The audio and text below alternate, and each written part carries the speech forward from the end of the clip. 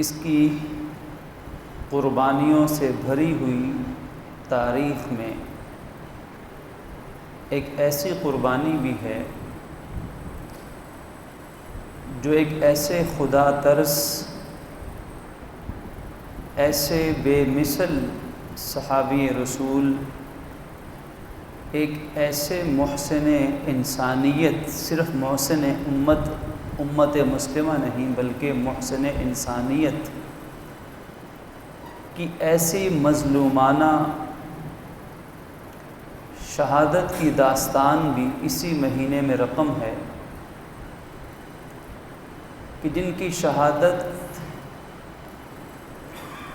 کی تاریخ سے بھی آج امت مسلمہ کے تھوڑے لوگ ہی واقف ہیں۔ صرف شہادت کی تاریخ کیا ہے، باقی اس شہید مظلوم کا کردار کیا تھا، ان کی سیرت کیا تھی، ان کی زندگی کیا تھی، شہادت کی وجہ کیا تھی، اور شہادت کے انسانی معاشرے پر اور امت مسلمہ کی صدیوں کی مشتمل تاریخ پر اثرات کیا تھے، یہ تو ایک لمبی داستان ہے۔ اور بحیثیت مسلمان اس ایمان اور عقیدے کے بغیر ہمارا ایمان نامکمل ہے، ہمارا عقیدہ نامکمل ہے، اور وہ ایمان اور وہ عقیدہ یہ ہے کہ اللہ رب العزت نے اپنے حبیب صلی اللہ علیہ وآلہ وسلم کو جتنے صحابہ عطا فرمائے جو ان پر ان کی زندگی میں ایمان لا چکے، ان کی صحبت اختیار کر چکے، وہ سب کے سب صحابہ کرام، ان کے ساتھ ہم کہتے ہیں بغیر کسی تفریق کے رضی اللہ تعالی عنہم اجمعین، کہ اللہ ان سے راضی ہو چکا۔ یہ وہ بنیادی ہمارے ایمان و نظریات کا حصہ ہے جو صرف ان صحابہ کی ذات سے متعلق نہیں، اگر دیکھا جائے تو اس کا تعلق تو پہلے اسلام کے ساتھ ہے کہ اگر وہ صحابہ سب سچے تھے، وہ صحابہ سب عادل تھے، وہ سب صحابہ سب دیانتدار تھے، مخلص تھے، مومن تھے، تو تبھی ان مومنین صحابہ کرام کے ذریعے سے جو اسلام ہمیں پہنچا، جو قرآن ہمیں ملا، جو حدیث ہم تک پہنچی، یہ سب چیزیں بھی درست قرار دی جا سکتی ہیں۔ اگر یہ بات کہی جائے تو غلط نہیں ہے، یہ عقل میں آنے والی بات ہے کہ جن ہاتھوں سے ہمیں قرآن ملا، نبی کا فرمان ملا، دین کے احکامات ملے، خدا نخواستہ العیاذ باللہ اگر کوئی ان ہاتھوں کو ہی غیر معتبر قرار دے دے تو ان ہاتھوں سے ملنے والی چیز کیسے معتبر ہو سکتی ہے؟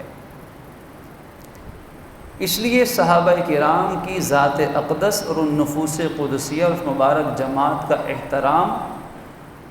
اس لیے بھی ہم پر لازم ہے کہ ہمارا دین سچا دین ہے، اس میں کوئی شک نہیں ہے، شک کرنے والا مسلمان نہیں رہ سکتا۔ خدا نخواستہ صبح کے وقت میں یا شام کے وقت میں کسی کے دل میں اگر یہ خیال بھی پھٹک گیا کہیں سے،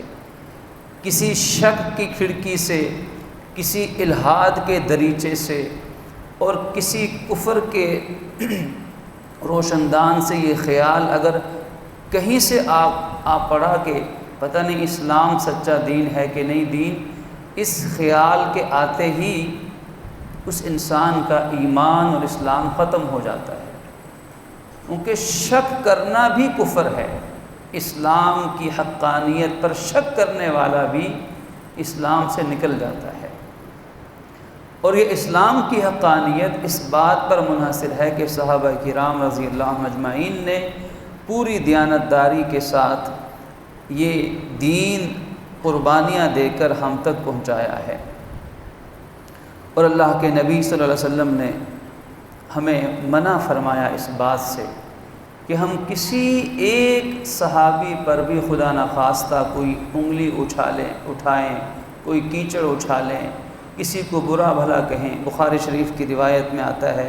فرمایا لا تسبوا اصحابی، میرے کسی صحابی کو برا مت کہنا، سب و شتم مت کرنا، اس پہ لعن طعن مت کرنا، اسے برا بھلا مت کہنا۔ فلو ان احدکم انفق مثل احد ذهب ما بلغ مد احدهم ولا نصیفہ، ایک ادنا صحابی بھی تم میں سے کوئی اگر سونا پہاڑ کے برابر، احد پہاڑ کے برابر بھی اگر سونا تم راہ خدا میں خرچ کر دو، جو کہ کوئی نہیں کر سکتا، اگر کر بھی دو احد پہاڑ جتنا سونا بھی راہ خدا میں خرچ کر دو، تو کسی ایک صحابی کے اس مرتبے تک نہیں پہنچ سکتے جو مرتبہ اللہ کی راہ میں اسے ایک مٹھی بھر کوئی اناج، کوئی غلہ، یا مٹھی سے بھی آدھی مٹھی اللہ کی راہ میں خرچ کرنے پہ اسے مقام ملا ہوا ہوگا۔ کہاں ایک مد، ایک مٹھی بھر جو یا اناج، اور نصیف فرمایا اس سے بھی آدھی مٹھی کے برابر بھی اگر کسی صحابی نے راہ خدا میں کوئی مال خرچ کیا تو تم اس کے برابر بھی نہیں پہنچ سکتے، چاہے تم احد پہاڑ جتنا سونا راہ خدا میں خرچ کر دو۔ اس لیے چاند پر تھوکنے کی کوشش مت کرو، چہرہ اپنا خراب ہوگا، چاند کا کچھ نہیں بگڑے گا، آسمان کا کچھ نہیں جائے گا۔ تو صحابہ، ہمارا ایمان ہے کہ تمام صحابہ یہ آسمان ہدایت کے روشن ستارے ہیں، سب کے سب عادل ہیں۔ پروردگار عالم نے ان سب کے لیے وَكُلًّا وَعَدَ اللَّهُ الْحُسْنَى، ان سب کے لیے اللہ نے بھلائی کا وعدہ کیا ہے، ان سب کے لیے کُلّا فرمایا۔ ان میں درجات ہیں، جنہوں نے ہجرت سے پہلے خرچ کیا اور ہجرت کے بعد خرچ کیا وہ برابر نہیں۔ جو سابقون الاولون ہیں، بالکل ابتدائی دور میں اسلام لا کر مارے کھا چکے ہیں، ان کے برابر کوئی نہیں ہو سکتا۔ جو بدر میں شریک ہو گئے ان کے برابر کوئی نہیں ہو سکتا۔ ان میں بھی درجات تو ہیں، لیکن خالق عز و جل نے ان سب کے لیے اعلان کر دیا کہ اللہ نے ان سب کے لیے حسنہ، بڑے اچھے بدلے کا اعلان اور وعدہ کر چکا ہے اللہ۔ اب اللہ اپنے وعدے کے خلاف نہیں کرتا۔ کسی کو یہ بات سمجھ نہ آئے تو اس کی اپنی کند ذہنی ہے، اس کی اپنی دماغی گراوٹ اور اس کی اپنی معاذ اللہ بدبختی ہے کہ اللہ اگر ان سے بھلائی کا وعدہ اور اعلان قرآن میں کر چکا ہے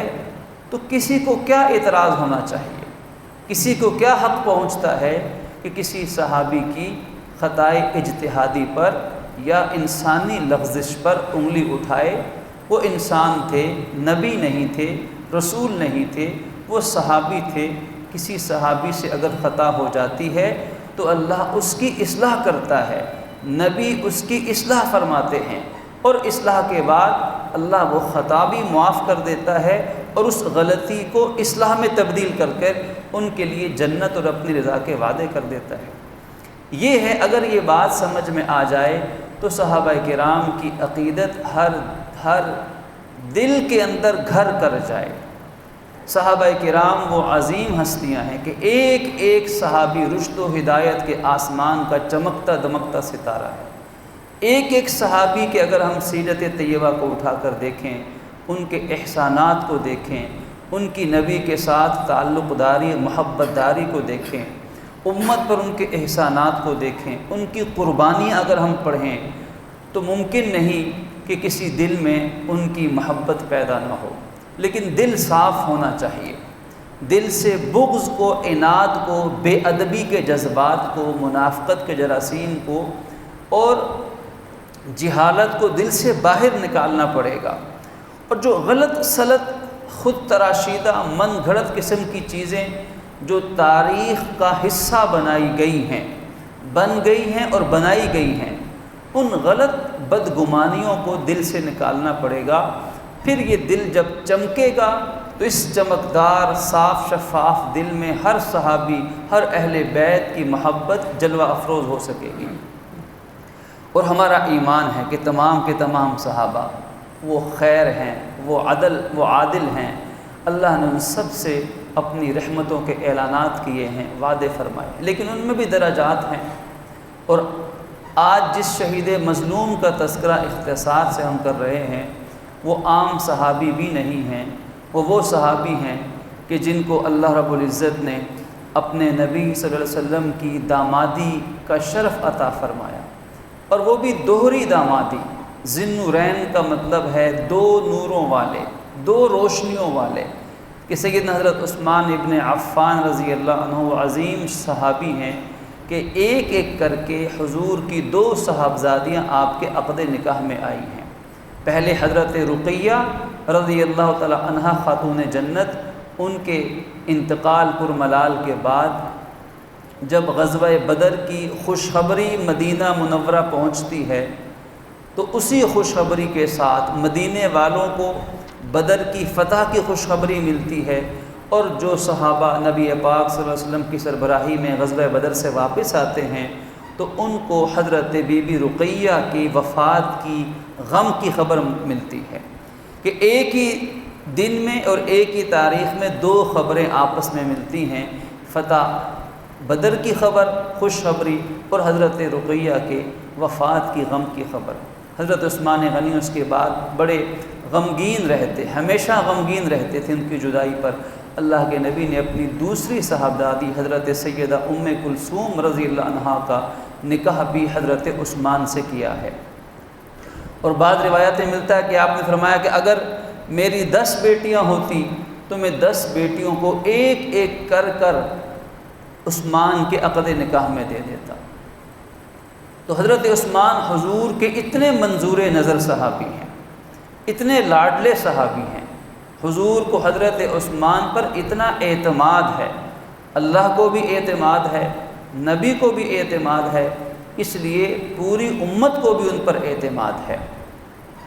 اور حضرت عثمان غنی، غنی کا لقب ان کا مشہور ہے، غنی کہلاتے ہیں اس لیے کہ عرب کے مالدار ترین لوگوں میں ان کا شمار ہوتا ہے۔ بچپن سے ہی مالدار گھرانے میں آنکھیں کھولی تھیں، اور جب آپ نے نبوت کا اعلان فرمایا اس وقت عمر مبارک تقریباً 34 سال عمر مبارک تھی، اور بڑے لوگوں میں، مردوں میں، ذمہ دار لوگوں میں اسلام قبول کرنے میں چھٹا نمبر ہے۔ حضرت ابوبکر صدیق نے جب اسلام قبول کیا تو وہ کیا جو ہر مسلمان کو کرنا چاہیے۔ آپ نے کیا کیا؟ سیدنا صدیق اکبر نے اسلام قبول کرنے کے بعد اپنی زندگی کا ایک مقصد بنا لیا، اور وہ مقصد ہے حضور کی نبوت اور آپ کے لائے ہوئے دین کی تبلیغ لوگوں میں کرنا، اسلام کی اشاعت کرنا۔ صدیق اکبر ہر لمحہ، ہر موقع پر اسلام کی تبلیغ میں لگے رہتے۔ عثمان سے ملاقات ہوئی، عثمان کو بھی دعوت اسلام دی، ابھی گفتگو چل رہی تھی۔ حضرت عثمان غنی حضرت ابوبکر صدیق کے ساتھ اسلام قبول کرنے کے لیے حضور کے پاس جانے والے تھے کہ حضور خود تشریف لے آئے، اور آپ نے جس محبت کے ساتھ، جس بے تکلفی کے ساتھ، جس سادگی کے ساتھ حضرت عثمان کو اسلام کی دعوت دی، حضرت عثمان فرماتے ہیں کہ حضور نے مجھے فرمایا عثمان میرے لائے ہوئے سچے دین پر اسلام قبول کر لو، اسے مان لو، کلمہ پڑھ لو، جنت کے وارث بن جاؤ گے۔ فرماتے حضور کی یہ دعوت ایسی پر اثر تھی کہ بے اختیار، بغیر اختیار کے اسی لمحے میری زبان سے کلمہ شہادت جاری ہو گیا، اور میں نے اپنا ہاتھ حضور کے ہاتھوں میں دے کر اسلام قبول کر لیا۔ اور پھر یہ غنی عثمان جو عرب کے مالدار ترین لوگوں میں شمار ہوتے تھے، جو بچپن سے بڑی ناز و نعم میں زندگی گزاری، عیش و عشرت میں زندگی گزاری، پھر اپنا سارا روپیہ پیسہ، سارا مال و دولت وہ اسلام کے لیے، نبی اسلام کے لیے وقف کر دیتے ہیں، اور کوئی موقع اپنے ہاتھ سے جانے نہیں دیتے۔ جہاں موقع ملتا ہے اپنا روپیہ پیسہ، مال و دولت وہ اسلام کے لیے خرچ کرتے ہیں۔ ایک نہیں، ایسے ہزاروں لاتعداد واقعات ہیں آپ کی حیات طیبہ کے کہ جتنی دولت اللہ نے آپ کو عطا کی، آپ نے وہ دولت اسلام پر اور حضور کے حکم پر خرچ کرنے کا حق ادا کر دیا، جسے حق ادا کرنا کہتے ہیں۔ آپ نے حق ادا کیا، اور یہ حق ادا کرنے کی وجہ سے ہی جب غزوہ تبوک میں آپ نے 900 اونٹ، 100 گھوڑے اور اسی طرح آپ نے 200 اوقیہ چاندی اور 1000 دینار اللہ کی راہ میں جب خرچ کیے تو اللہ کے نبی نے خوش ہو کر کہ آپ نے آج حق ادا کر دیا،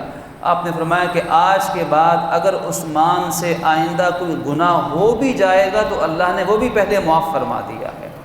کہ آپ نے حق ادا کیا، حق ادا کیا۔ مسلمان مدینہ طیبہ ہجرت کر کے آئے تو حالت یہ تھی کہ صرف ایک کنواں، بئر روما، ایک کنواں تھا میٹھے پانی کا، اور اس پر ایک یہودی کا قبضہ تھا۔ آپ دیکھیے کہ یہودیوں کے قبضے کہاں کہاں نہیں ہیں، یہودی سازشیں کہاں کہاں نہیں ہیں۔ یہود کی فطرت میں شاید ازل سے یہ بات ہے کہ انسانی وسائل پہ قبضے جما لیے جائیں، چاہے وہ ملک ہوں، چاہے بندرگاہیں ہوں، چاہے مسلم غیر مسلم ملک ہوں، چاہے معیشت ہو۔ یہودی ذہنیت یہ ہے کہ ہمیشہ انسانیت کی معیشت جو ریڑھ کی ہڈی ہے اسے اپنے قبضے میں رکھا جائے، کبھی کسی ملک کو یا خاص طور پر امت مسلمہ کو کبھی اپنے پاؤں پہ کھڑا نہ ہونے دیا جائے۔ جال ایسا بچھاتے ہیں کہ امت مسلمہ ان کی محتاج رہے۔ اس یہودی بدبخت کا اس میٹھے پانی کے شیریں کنویں کے اوپر قبضہ تھا، اور اس نے اس کنویں کو اپنی تجارت کا اور اپنے مذہب کا ایک ذریعہ بنا رکھا تھا۔ مسلمان پریشان تھے، کھارا پانی تھا، ظاہر ہے کہ کیسے گزارا ہو، ہجرت کر کے آئے ہیں، بچے ہیں، بوڑھے ہیں، خواتین ہیں۔ یہ حضرت عثمان غنی تھے کہ جنہوں نے اس یہودی سے بات چیت کر کے 12,000 درہم میں اس کنویں سے ایک دن پانی لینے کا یہ معاہدہ کیا، 12,000 درہم اسے دیے۔ اب مسلمانوں کو سہولت ہو گئی کہ جس دن حضرت عثمان غنی نے کی باری ہوتی، جس دن کنویں سے پانی نکالنے کے، مسلمان کنویں سے اتنا پانی نکال لیتے کہ مسلمانوں کا 2 دن کا گزارا پانی سے چل جاتا۔ اور پھر جب یہودی نے دیکھا کہ اب تو کنواں میرے کسی کام کا رہا نہیں ہے، مسلمان تو سارا پانی ایک دن میں لے لیتے ہیں اور دوسرے دن میرا پانی بکتا ہی نہیں ہے، تو اس نے پھر مجبوراً کہا کہ یہ جو دوسرا دن ہے یہ بھی آپ خرید لیں، یعنی پورا کنواں آپ خرید لیں۔ چنانچہ حضرت عثمان غنی نے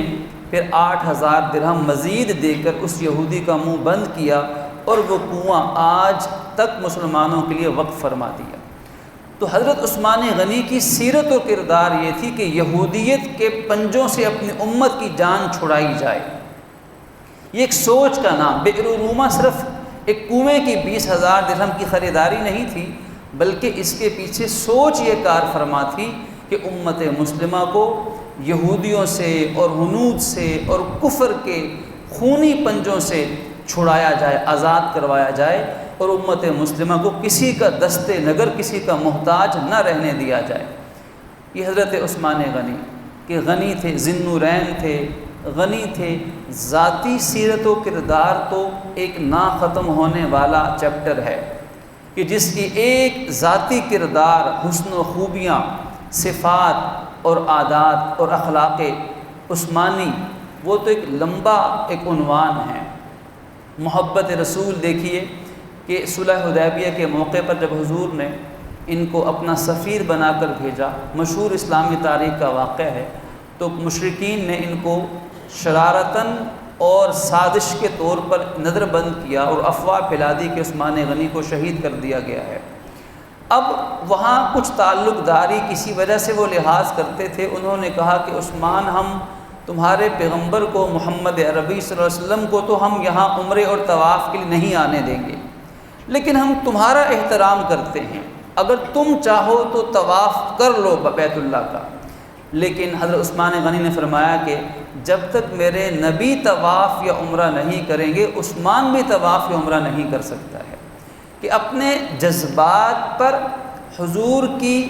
محبت اور شریعت کو غالب کیا۔ آج یہی مسئلہ ہے کہ امت مسلمہ اپنے جذبات کو دین پر غالب کرنا چاہتی ہے، اپنے خیالات کو، اپنے جذبات کو، اپنے رجحان کو، اپنے میلان طبع کو۔ اور میلان طبع کسی کا ایک نہیں ہے، ہر مٹی میں، ہر علاقے میں، ہر قوم کا اپنا مزاج ہے۔ اپنا طور اتوار، اپنے تہذیب و تمدن ہے، تو جب سب اپنے اپنے تہذیب و تمدن کو، اپنے ذہنی سطح کو دین پر لاگو کرنا چاہیں گے اور چاہیں گے کہ یہ ہماری ذہنی سوچ کے مطابق، ہمیں اس سوچ کے مطابق دین ہمیں چاہیے، تو پھر ظاہر ہے کہ اسلام ایک اسلام نہیں رہے گا، پھر یہ امت ایک امت نہیں رہے گی، پھر دھڑے بندیاں، ٹکڑے ٹکڑے امت شرازہ بکھرتا رہے گا۔ تو آپ کی سیرت کردار سے ہمیں یہ سبق بھی ملتا ہے، یہ ایک گہرا سبق بھی ملتا ہے کہ اپنے جذبات کو اور اپنے خیالات کو، چاہے وہ خاندانی پس منظر کی وجہ سے ہیں، چاہے وہ علاقائی پس منظر ہے، چاہے وہ کوئی ملکی حالات، چاہے وہ معاشی حالات ہیں، اپنے خیالات اور جذبات کو ہم نے دین کے تابع کرنا ہے، دین کو اپنے جذبات کے مطابق تبدیل نہیں کرنا ہے۔ اب یہ دین کو اپنے جذبات کے مطابق اپنے آپ کو جسٹیفائی کرنے کا کیا طریقہ آج جو رائج ہو رہا ہے کہ اچھا جی ہر طرف غربت ہے، مہنگائی ہے، چھینا چھپٹی ہے، زور آزمائی ہے،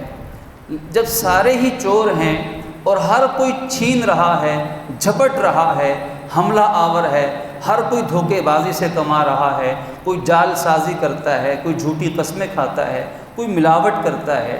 کوئی سچ کے نام پر جھوٹ کا کاروبار کرتا ہے، تو پھر میں کیوں نہ کروں؟ جب مارکیٹ میں اکثر لوگ یہ کر رہے ہیں تو پھر مجھے بھی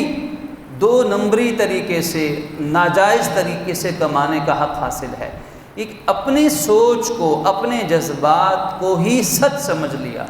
حالانکہ ہمارے دین کا پیغام تو یہ تھا کہ کسی بھی حالت میں دھوکہ حرام ہے، جھوٹ سے کمائی حرام ہے، ملاوٹ سے کمائی حرام ہے، ناجائز طریقے سے حرام رہے گا، حرام حلال نہیں ہوگا، حتیٰ کہ ایک انسان اگر مر بھی رہا ہے اور اس کو مرتے وقت خدا نخواستہ کوئی حرام کھانا پڑتا ہے اپنی جان بچانے کے لیے، قرآن نے کہا کہ جب تم حالت اضطراری میں ہو جاؤ تو حرام کھا سکتے ہو، لیکن وہ حرام ہی رہے گا، حلال نہیں ہوگا، وہ اس کو حرام سمجھ کے ہی کھائے گا۔ اگر خدا نخواستہ معاذ اللہ ایک انسان مر رہا ہے اور زندگی بچانے کے لیے اس کے پاس خنزیر کا گوشت اتنا موجود ہے کہ وہ ایک لقمہ لگا کے جان بچا سکتا ہے، تو وہ اس کو کھا تو سکتا ہے لیکن حلال سمجھ کے نہیں کھا سکتا، اسے قابل نفرت سمجھ کے ہی کھائے، اور اتنا لے سکتا ہے کہ اس کی زندگی بچ جائے، نہ کہ وہ اس سے پیٹ بھرنے لگ جائے، نہ کہ وہ اس کو کھانے کی اپنی عادت بنا لے۔ تو ایسی حالت میں بھی شریعت نے حرام کھانے کی ہمیں ایک طریقہ بتایا کہ زندگی بچ جائے۔ تو اپنے جذبات کو دین نہ بنانا۔ حضرت عثمان غنی نے اپنے جذبات کو روک لیا کہ جو آپ کی کعبے سے محبت تھی، جو عمرہ اور طواف سے اس عبادت سے آپ کی عاشقانہ محبت تھی، آپ نے اس کو روکا، جب تک میرے نبی طواف اور عمرہ نہیں کریں گے تم انہیں اجازت نہیں دے رہے، تو تب تک عثمان بھی طواف و عمرہ نہیں کرے گا۔ حضور سے محبت، فکر آخرت کیسی تھی کہ کسی قبرستان سے، کسی مقبرے کے پاس سے گزر ہوتا تو رونے لگ جاتے، ہچکیاں بندھ جاتی، قبر پر اتنا روتے کہ چہرہ مبارک اور داڑھی آنسوں سے تر ہو جاتی، اور فرماتے کہ یہ آخرت کی منزلوں میں سے پہلی منزل ہے، اور یہاں انسان نے اکیلا ہونا ہے، اگر یہاں کامیاب ہو گیا، اس قبر کے امتحان میں اگر انسان کامیاب ہو گیا تو انشاءاللہ اگلے مراحل بھی آسان ہو جائیں گے، اور خدا نخواستہ اگر یہاں پکڑ ہو گئی، قبر میں اگر ناکام ہو گیا تو آئندہ آنے والی گھاٹیاں بھی بڑی تلخ ہوں گی اور آئندہ مراحل بھی بڑے مشکل بن جائیں گے۔ ساری زندگی اسی خلوص میں، زہد میں، ورع میں، تقوی میں، دنیا کی ساری دولت اس زمانے کے مالدار ترین انسان ہونے کے باوجود حالت یہ تھی کہ اپنے لیے کچھ بچا کے نہیں رکھتے تھے، گھر کے اندر فاقے بھی ہوتے تھے، اور کبھی بیوی سے بحث بھی ہوتی تھی کہ تم نے آج چراغ میں تیل زیادہ کیوں ڈال دیا۔ نہیں، اپنے لیے زہد ہے اور دنیا سے بے پرواہی ہے، لیکن امت کے لیے آسانی ہے، اسی کا نام زہد ہے، اسی کا نام تقوی ہے۔ اور ہر غزوہ میں حضور کے حکم، جہاں جہاں حکم ہوا ہر غزوہ میں حضور کے ساتھ شریک ہوئے، ساری زندگی حضور کے قدموں میں رہے، حضور کی خدمت میں رہے، اور جب دور صدیقی، دور فاروقی گزرا تو اس وقت بھی خدمت اسلام سے پیچھے نہ ہٹے، اور جب خلافت کا تاج آپ کے سر پہ رکھا گیا تو اس وقت پہلے سے زیادہ انسانیت کی، امت مسلمہ کی خدمت میں لگ گئے ہیں، اور آپ کے زمانے کی جو فتوحات ہیں، جو کارنامے ہیں، وہ بھی ایک لمبی فہرست ہے۔ اور پھر آخر کار وہ وقت بھی آتا ہے کہ 18 ذو الحج کو جام شہادت نوش کرتے ہیں۔ یہ وہ شہید مظلوم ہیں کہ اپنے ہی مملکت میں، اپنے ہی دارالخلافہ کے اندر، اپنے ہی گھر میں ان کے لیے 40 دن تک کھانا پینا بند کر دیا جاتا ہے۔ کہ کبھی ایسا بھی ہوتا ہے، اگر آپ چاہتے تو صحابہ کو حکم دیتے، اسلامی لشکر کو، فوج کو حکم دیتے، جتنے باغی تھے، جتنے بلوائی تھے، جتنے ناعاقبت اندیش تھے، ان سب کو جڑ سے اکھاڑا جا سکتا تھا، لیکن آپ یہی فرماتے تھے کہ میں ایک فرد واحد کے لیے امت میں خون بہانے کی اجازت نہیں دے سکتا۔ اپنے آپ کو فرد واحد سے زیادہ اہمیت اور وقت نہیں دے رہے، حالانکہ پوری امت مسلمہ کے خلیفہ ہیں، اسلامی سلطنت کے سربراہ ہیں، لیکن اپنی نظروں میں ایک فرد واحد ہی ہیں۔ اور آج کیا ہوتا ہے؟ آج اسلامی ملکوں کے سربراہوں کے لیے، حکمرانوں کے لیے کتنے پروٹوکولز ہوتے ہیں، صرف ان کے لیے نہیں بلکہ ان کے دور دراز کے خاندان والوں کے لیے بھی جو کچھ کیا جاتا ہے کہ ان کے علاوہ عام انسان کی حیثیت کیڑے مکوڑے سے زیادہ نظر نہیں آ رہی ہوتی ہے۔ اور عثمانی سنت کیا ہے کہ آپ اپنے آپ کو فرد واحد ہوں تو میری خاطر خون نہ بہے۔ 40 دن تک کم و بیش گھر میں پانی اور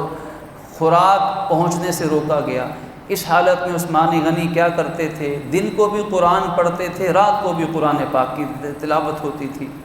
اور قرآن پڑھنے سے حضرت عثمان غنی کی بھوک بھی اللہ مٹاتا تھا، پیاس بھی اللہ ختم فرما دیتا تھا۔ اور آخر کار عثمان غنی شہید ہوئے۔ بڑے دردناک طریقے سے ظالموں نے بدبختی کا مظاہرہ کرتے ہوئے جس دردناک انداز میں ان کو شہید کیا، انسانی تاریخ اس پر آج بھی لرزہ بردام ہے۔ انسانی تاریخ کا جگر آج بھی پاش پاش ہے کہ ایک عرصہ تک آپ کی لاش مبارک کو کم و بیش 3 دن تک دفن نہیں ہونے دیا، اور ایسا فتنہ پھیلا کہ وہ فتنے کا دروازہ آج تک بند نہ ہو سکا۔ اور یہ شہید مظلوم کو جس ظالمانہ طریقے سے ان کی تدفین کی گئی، وہ بھی مسلمان کے لیے آج بھی دکھ اور درد کا باعث ہے۔ لیکن عثمان غنی دنیا سے چلے گئے، شہادت کی وہ بشارت جو اللہ کے نبی نے اپنی زندگی میں کئی مرتبہ عثمان کو دی تھی، وہ بشارت، وہ پیشن گوئی پوری ہو گئی، اور حضرت عثمان غنی قرآن کی تلاوت کرتے کرتے جام شہادت نوش فرما گئے۔ لیکن میرے لیے اور آپ کے لیے اور آج کے ہر مسلمان کے لیے اپنی زندگی کے ایک ایک لمحے سے ایک ایک سبق کی داستان رقم کر کے چلے گئے کہ ہمیں مسلمانوں کو زندگی کیسے گزارنی ہے، ہمارا ظاہر باطن کیسا ہونا چاہیے، ہمارے اخلاق کیسے ہونے چاہیے۔ اگر غربت ہے، فقر و فاقہ ہے، تو عثمان کی زندگی کے 40 آخری دنوں سے ہم سبق سیکھیں۔ اگر غربت اور فقر و فاقہ ہے، اور اگر دولت مندی ہے تو عثمان کی پوری زندگی میں دولت کی ریل پیل تھی، لیکن عثمان نے اس دولت کا استعمال کیسے کیا، اپنوں کے ساتھ کیا رویہ تھا، دشمنوں کے ساتھ کیا انداز زندگی تھا۔ آپ کی زندگی سیرت طیبہ، اللہ رب العزت ہمیں اس سے سبق سیکھنے کی توفیق عطا فرمائے اور ہمیں اسے ہی آگے پھیلانے کی توفیق عطا فرمائے۔ وآخر دعوانا ان الحمد للہ رب العالمین۔